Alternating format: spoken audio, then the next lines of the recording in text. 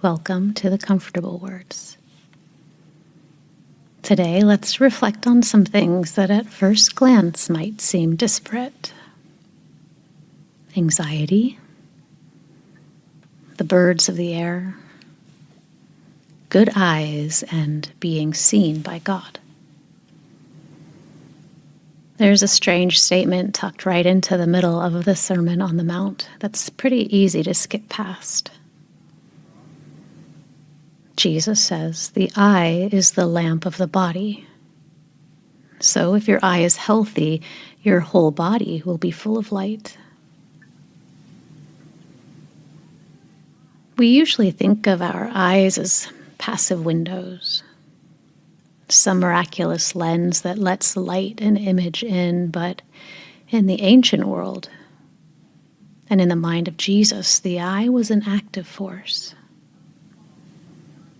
What you fix your gaze on determined what filled your soul. When Jesus talked about having a healthy eye or a good eye, he was talking about single-minded devotion to that which is life-giving. Most of us, though, are tempted to everything but, and we are preoccupied with that which is fractured. We are distracted. Our eyes stare endlessly at bank accounts, future catastrophes, what-ifs, rivalries, absorbing darkness until the whole body is filled with anxiety.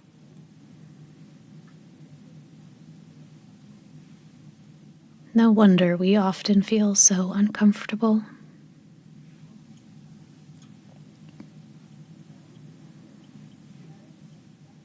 It's no accident that immediately after talking about the eye as window, Jesus turns to the crowd and addresses their experience of discomfort.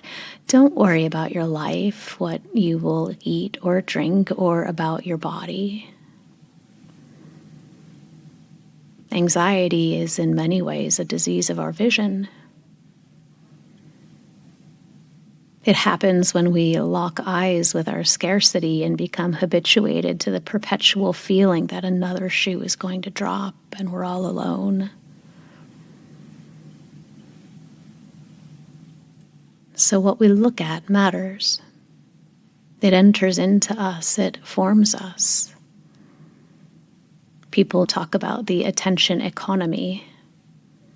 Our attention, what we attend to, is precious, but very often we give it away as though it's worth nothing at all.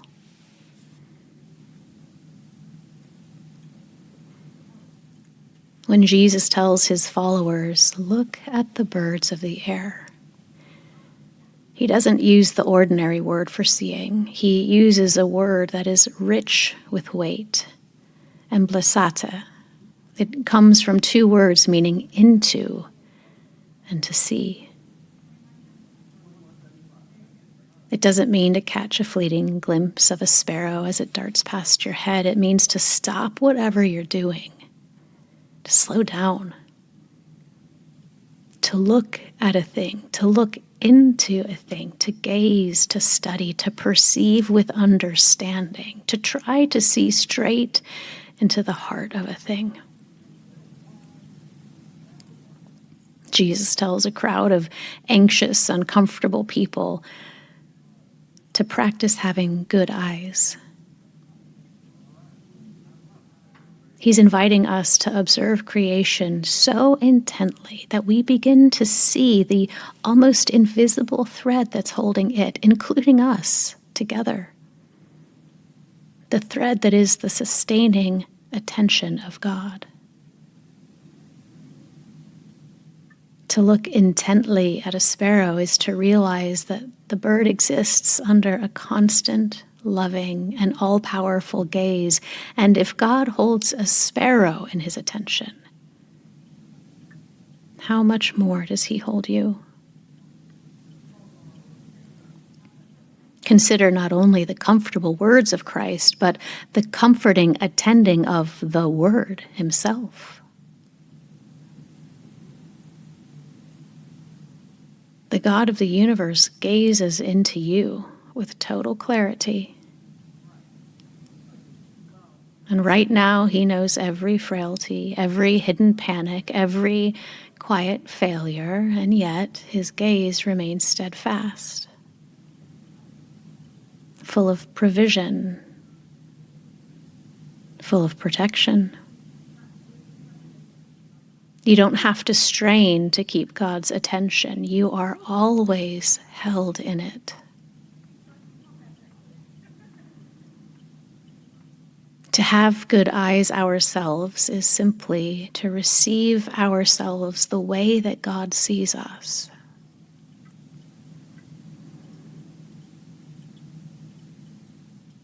The same word appears only a handful of times in the Gospels, and almost every time it shows up, it marks a very particular encounter where Jesus looks straight through someone's anxiety and exterior and into their inner being.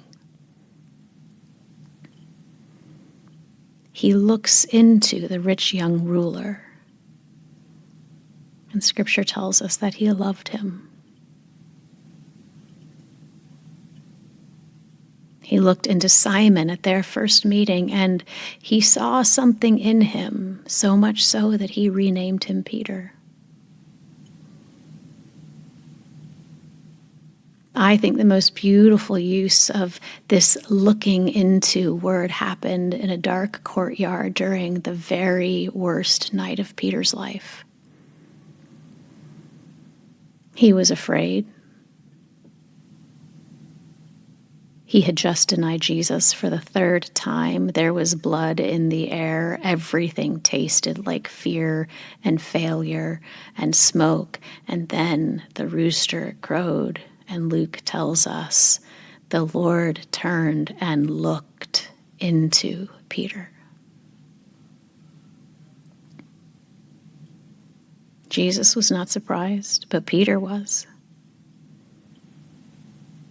Jesus attended to his friend. He saw straight into the bottom of Peter's heartbreak, his weakness, his terror, his self-hatred, and yet Jesus didn't look at him with a look of shame that destroyed Peter. It was a look of grace that restored him.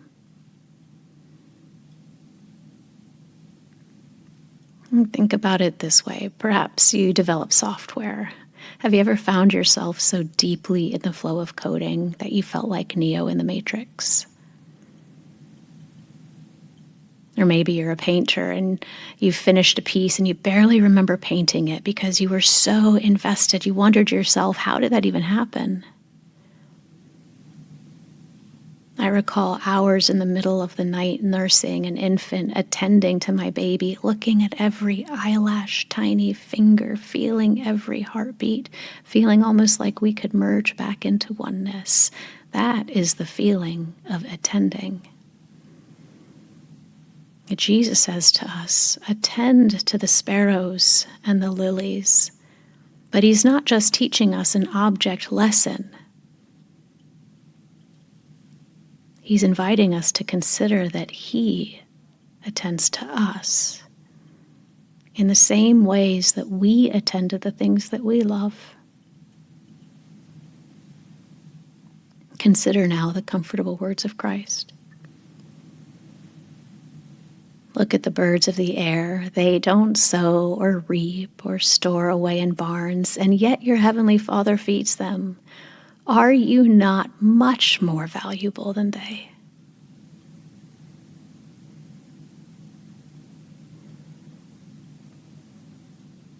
Would you take a moment to consider what has your attention this week? What's on your mind? What are you ruminating about? What can you just not let go of?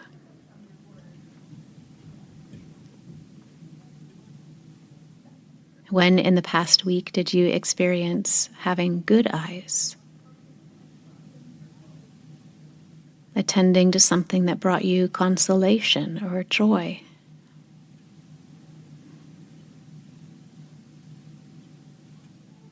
And consider the words of Jesus. Are you not much more valuable than those things?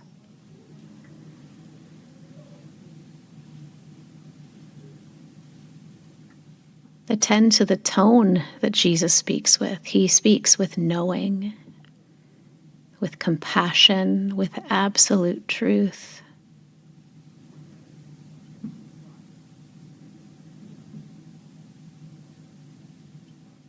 As we end our time today, consider the remarkable reality, the comforting reality, that the God of all creation values you. He attends to you. He is absorbed with you as a part of the whole of all creation. You are held not only in his care and keeping, but in his attention.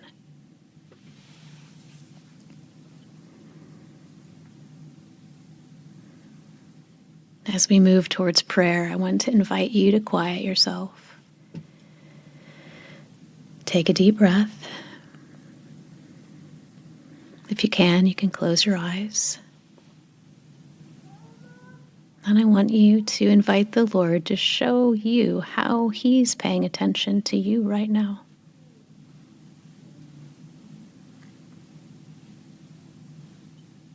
Where is he in proximity to you?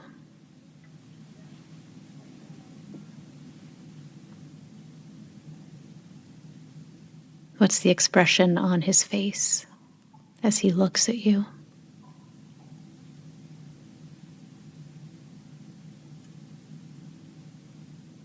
Can you experience yourself being seen by his good eyes?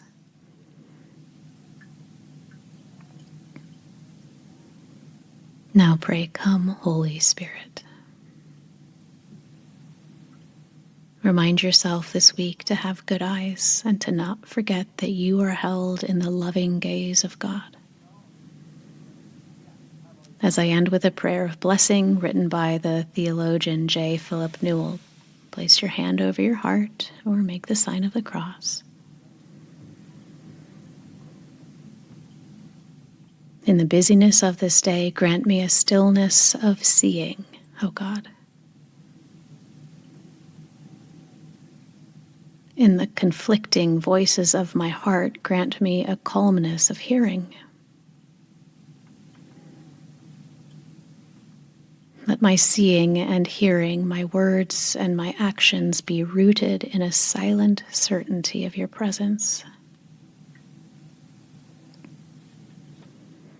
Let my passions for life and the longings for justice that stir within me be grounded in the experience of your stillness.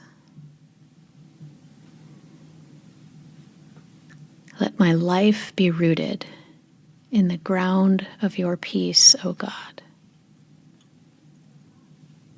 Let me be rooted in the depths of your peace.